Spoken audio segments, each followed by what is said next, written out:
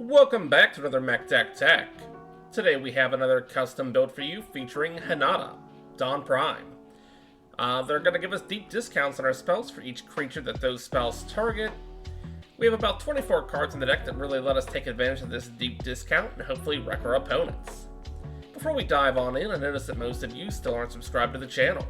Go ahead and tap the subscribe button and ring that bell to make sure that you never miss an episode. Today's deck tech is dedicated to Luciano. Luciano, you rock. We'll start off this deck tech with deeper discounts. We already have a generous discount from our commander, but we can pay even less. Starting off this list, we have Battlefield Thaumaturge, a 2-1 for 1 in the blue that offers up more or less the same discount as our commander. When our spells cost 2 less per target, our X values could be through the roof, leading to some massive payoffs. Moving out of creatures and into artifacts, we have Mind Splice Apparatus, which starts off as a weak discount but grows over time. The longer it stays in the field, the deeper that discount becomes. Our last piece of added discount comes in the form of Jace's Sanctum. And while the discount is only 1, it also gives us a little bit of card selection when we cast our spells, allowing us to dig for some of our key pieces. In a similar vein, we have our Ramp package. Now, we aren't in green, King of Ramp, but we do have a few cards that let us push ourselves up ahead of curve in the form of mana rocks and treasures. Topping that list, we have Stormkiln Artist, a 2/2 all-star for 3 and a red. They're going to let us create a treasure for each time we cast or copy one of our instants or sorceries. Think of it as a nice little refund for doing what we already want to do. Mana Geyser is up next, and a good way for us to gain a bunch of mana mid to late game, as long as our opponents have more than 5 lands tapped. We get to go mana positive with this spell. Jumping into our enchantments for a moment, we have just one treasure generating card, but it's a staple of the format, Smothering Tithe. A lot of players refuse to pay these taxes, and it's just pure value for us. If we get this out early, it'll pay for itself in no time. Moving into our mana rocks, we have a suite of expected signets with Arcane, Azorius, Boros, and Izzet.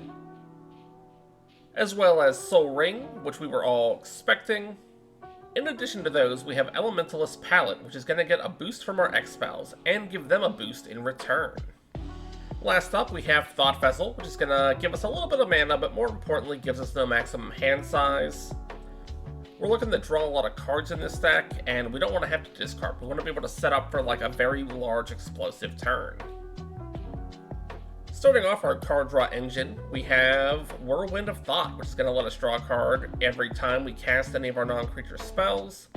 Given that most of our deck is comprised of non-creature spells, and the fact that it's not limited to once a turn, I think we're going to be drawing quite a few cards off of this. Up next is another all-star of the format in the form of Rhystic Study. Like I said before, our opponents aren't really into paying taxes, and that means free cards for us. Sublime Epiphany is here to follow up our studies, and it really falls into a number of categories, but we're going to counter some spells and abilities, copy some creatures, draw some cards. But since card draw is the first of those to pop up, this is where it's going to hang out. But while we aren't likely to get every single mode, we're actually pretty likely to be able to get 4 of those modes, making it so we're only paying 2 mana to get off 4 different abilities. Magma Opus is equally sublime, letting us deal damage, tap down creatures, and draw cards. Sure, we could discard for treasure in a pinch, but with the discounts offered by our commander, this is ultimately really only going to cost us a single blue and red. Seagate Restoration is up next, and it's going to let us draw a ton of cards and make it so we don't have a hand limit for the rest of the game. With all those cards and no need to discard at the end of our step, we can really bide our time and set up that perfect storm. Open Into Wonder is here to let us attack freely with no worries about being blocked, and we're going to get to draw a card for each creature that hit. Fog effects could obviously ruin this, but for 2 blue, I'm willing to take that risk. Elsha of the Infinite isn't quite card draw, but its ability to let us play our non-creature spells off the top of our deck, and the fact that it comes with prowess, letting it grow pretty big pretty quick, is basically card draw. Our final piece of card draw comes in the form of Archmage Emeritus, who's going to let us draw a card each time we cast or copy any of our instant or sorceries. Speaking of which, let's get to copying our powerful spells. Starting off the list isn't a copy effect per se, but it's in the same vein, and that's Feather the Redeemed. A lot of our spells target our own creatures, and this is going to let us play them turn after turn, keeping our hand full of an ever-growing number of cards. Our only other copy effect is in the form of Thousand Year Storm. This offers Storm to all of our powerful X spells, and given how little mana we're actually spending to cast these spells, the Storm count is going to get really high really quickly, and especially if we're using something like Feather the Redeemed to keep spells coming back to our hand at the end of each turn. What other payoffs can we get for casting these spells though? Creature token generation, of course. We're running a little light on creatures, only having 16 of them in the deck, not including our commander, which really isn't enough bodies to consistently have blockers, and most of them would have a hard time swinging out. This makes sense, given that our deck isn't really built around attacking, but more so slinging spells. Topping off that list, we have Shark Typhoon and Metallurgic Summoning. Both of these powerful enchantments are going to give us, some powerful creatures, since the X value of our spells is often going to be equal to the number of creatures our opponents control. Launch the Fleet is going to work wonders with our ability to swing out at our opponents, with all of our other tokens, rewarding us with a 1/1 White Soldier token who's tapped and attacking when we do so. Zafai, Thunder Conductor, jumps into the fray and offers up a ton of value in the form of scrying, some 4/4 creatures, and 10 damage, which is going to proc all the time in this deck, just due to the fact that we have those deep discounts. Our young Pyromancer is going to be handing out some 1/1 red elemental creatures, which act as nice choppers until we have enough to kind of swarm out. Talrand, Sky Summoner, offers up far more impressive 2/2 flying drakes. With that flying to give us some a little bit of evasiveness, we're going to be able to get in for a lot of chip damage. Orvar, the All-Form, lets us create token copies of our other creatures, assuming that our spells targeted at least one of our own permanents. Monastery Mentor is getting bigger and offering up monks, which are also going to get bigger for the turn whenever we cast our non-creature spells. Manaform Hellkite gives us some powerful illusions. Granted, we don't really get to keep them around, but the fact that they're flying and hasty kind of makes up for that. Dika, Fractal Theorist, gives us 0/0 fractals, but they come in with +1/+1 counters equal to the mana value of the spells we cast, and has the ability to make it so that our token creatures are unblockable. Chrome Host Sea Shark allows us to incubate X, and while that's a little slow in the sense that we need to still pay the 2 mana to transform them to be actual creatures, we can definitely have them kind of sit back and wait for our opponents to cast a board wipe that only hits creatures. Afterwards, we get to pay 2 mana, starting with our biggest ones, and kind of turn them into some nice, big old beefy boys. Let's wrap this up with removal and damage as our big finishers. Our first removal piece comes in the form of Illithid Harvester and Plant Tadpoles. Both sides of this adventurous creature really work as removal. We'll start by tapping down every creature our opponents control, and they won't untap during their untap step. Then, once they do eventually untap a few turns later, we're just going to turn them into face-down 2/2 horrors. Sulfum Mayhem Dominus is here to double up any of our non-combat damage that we dish out. Aether Gale is going to bounce 6 things for 2 mana. While Baral's Expertise is only going to bounce 3 things for the same cost, it does offer up a free 4-cost spell from our hand.